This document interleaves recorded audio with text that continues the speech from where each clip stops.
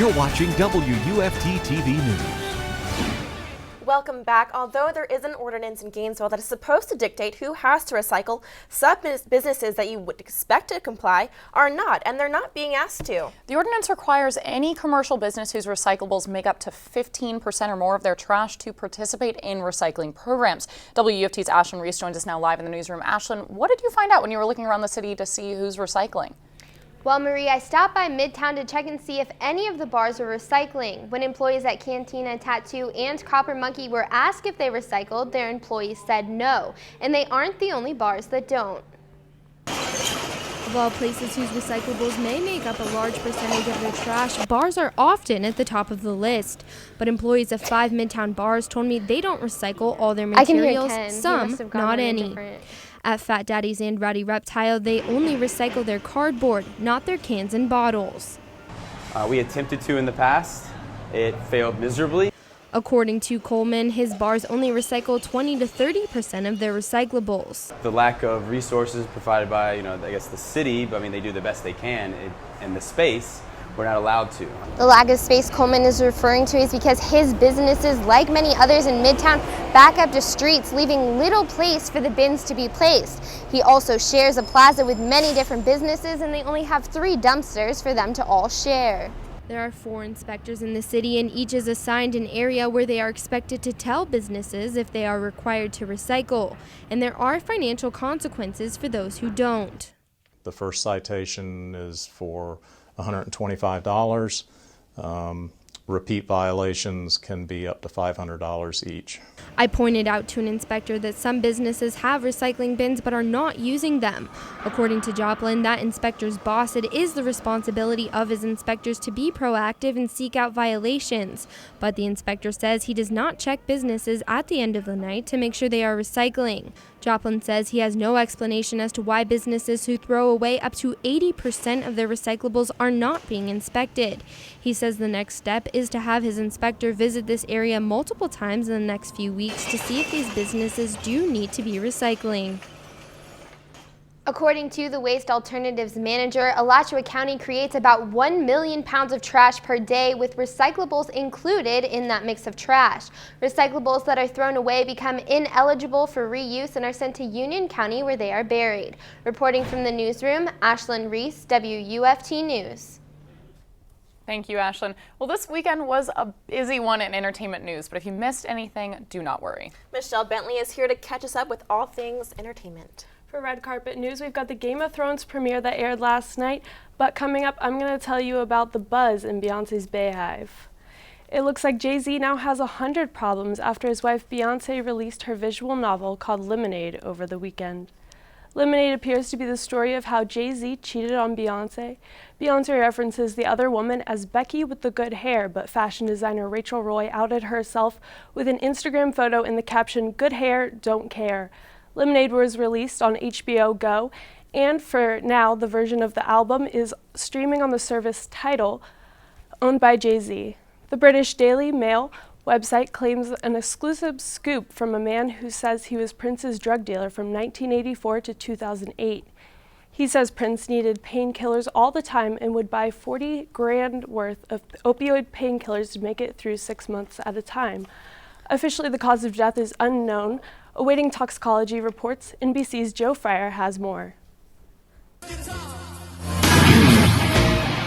Private during his life, Prince's death is now shrouded in mystery. The autopsy complete, but toxicology tests still pending as questions swirl around what the results will reveal. It will likely take weeks before the medical examiner issues a report on how the superstar died. Prince lived a very healthy life, a vegan, and he certainly had no addictions that we are worried about. Close friend Londell McMillan spoke with Prince just 5 days before his death.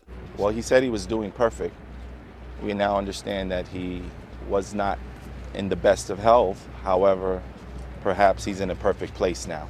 Over the weekend, close friends and relatives held a private service at Paisley Park celebrating the legend's life. Musician and Prince's one-time fiancée Sheila E. says it was a quiet, somber affair with Prince's music playing at a low volume. You grabbed who you could to hug and cry. We were in disbelief as to, You know, is this real? Sheila E. says that Prince's family would like to have a public celebration of his life featuring bandmates and people he's performed with over the years. It's still unclear exactly when that might happen. In the 3 days following Prince's death, Nielsen says more than 500,000 Prince albums were sold, along with 2.3 million songs. Joe Fryer, NBC News, Chanhassen, Minnesota. The season premiere of HBO's Game of Thrones aired last night. According to Torrent Freak, the episode was downloaded more than 1 million times in just half a day. Torrent Freak says it's the most pirated television show of all time. And on the big screen, The Jungle Book remained king of the box office this weekend. The Disney film earned nearly $61 million on its second weekend in theaters, bumping up to domestic total to $191 in just 10 days. Coming in second was the highly anticipated debut of The Huntsman: Winter's War, but the fairy tale starring Chris Hemsworth and Emily Blunt brought in just $20 million. Rounding out the top three was Barbershop, the next cut, earning just under $11 million. You wanted to spend more time with Maya and Kenny, so Now, I didn't get a chance to see the Game of Thrones premiere last night because I'm not caught up, but did you guys get to see it? Yeah, I actually had a bunch of people over to watch it. It was just super fun. Taylor, you stood me up. I am so sorry, Marie, but I saw everyone's Snapchats, so it's like I got a mini live feed of what was happening on the show. Thank it was you good. So it was a good much, one. Michelle. Thank you.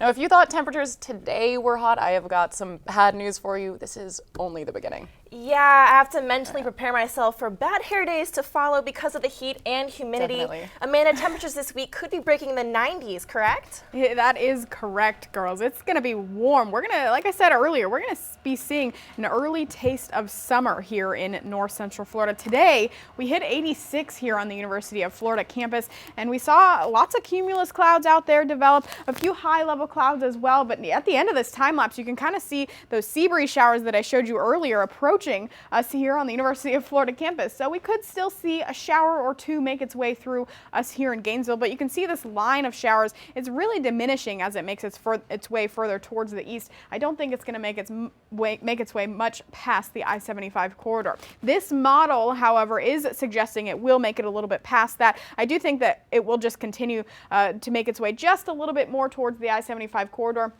And then actually a southeasterly wind will pick up and kind of push those showers back towards the nature coast. So just to give you an idea of what's going on tonight. However, we do have high pressure in control, and that means the afternoon shower activity that we're going to see over the next couple of days, it is going to be limited in how much we will see. The sea breezes are back though, and that's what's actually going to give us those rain chances. But thanks to that high pressure, those rain chances are going to stay low starting Tuesday. In terms of those temperatures though, we are going to be reaching 90 degrees by the end of the week. Starting Wednesday through Saturday, we're going to have above average temperatures. We're going to be reaching the upper 80s, and those temperatures are going to be about 5 to 10 degrees above average. Now, when you step out the door Tuesday morning, it's going to be very nice and comfortable out there in the low 60s, 61 for a low in Gainesville, 62 in Ocala. We will see a few clouds out there, though, when you step out the door. Tuesday afternoon, though, we're going to be warm once again, 86 in Gainesville and 88 down in Ocala, 86 up in Lake City as well.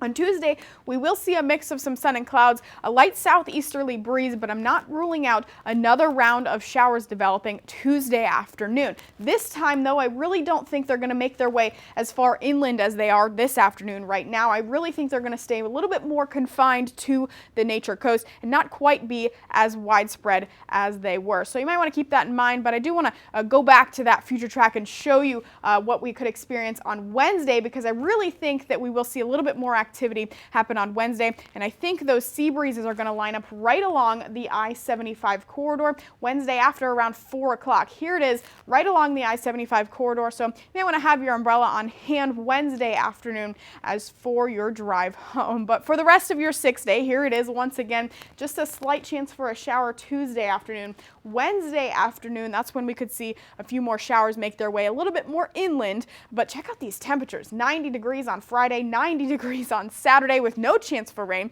It is going to be a nice one. It's going to be really nice to get outdoors and maybe go to the pool, head up the beaches or some local springs. Sunday's looking just as great, still in the upper 80s. So enjoy the warmer weather, guys. Back to you.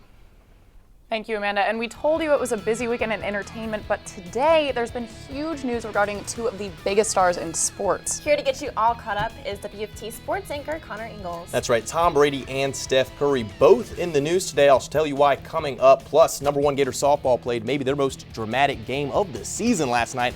We'll have highlights and more in sports after the break.